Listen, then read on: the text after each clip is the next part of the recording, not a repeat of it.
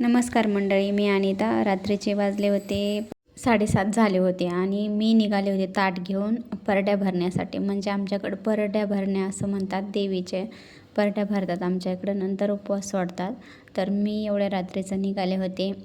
ते म्हणतात ना, दिवसभर घरीन दिव्यान दळण करी, असं झालं होतं त्या दिवशी. आणि ते सगळी तयारी झाली होती, माझी स्वयंपाक वगैरे सगळं झालं होतं. इथे श्रीच्या पप्पाला येतो म्हणले होते लवकरच 4-5 वाजता, पण 6-6:30 झाले होते.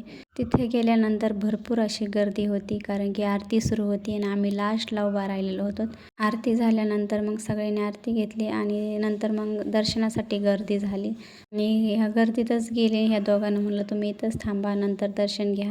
देवीच्या अगोदर ओटी भरली, नैवेद्य ठेवले आणि दर्शन घेतलं. आणि त्यानंतर खाली आलोत परडी. आणि परडी एकच होती, तर 5 परड्याचं सामान जे घेऊन गेले होते ते एकाच परडीमध्ये टाकलं आणि त्यानंतर मग दर्शन वगैरे घेतलं.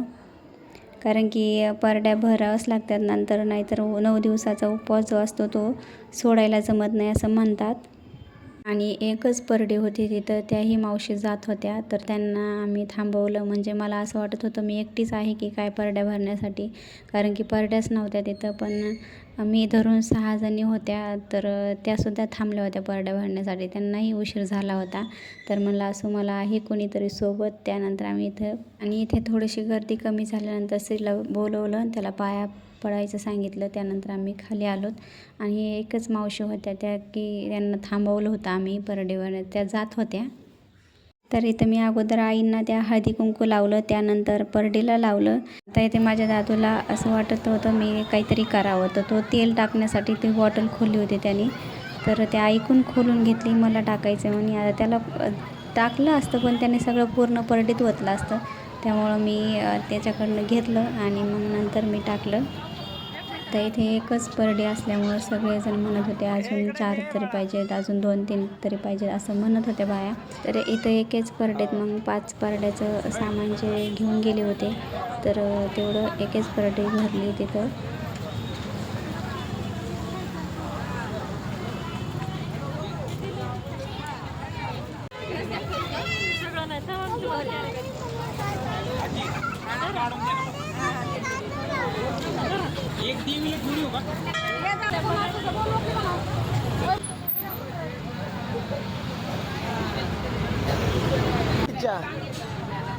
आजीच्या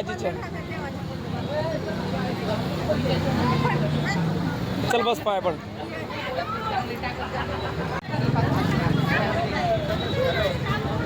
इथे आलो घरी आणि त्यानंतर मग मस्त असं जेवण केलं. तर ज्यांना 9 दिवसाचा उपवास असतो ना, ते 2 वेळेस फराळाचं करतात.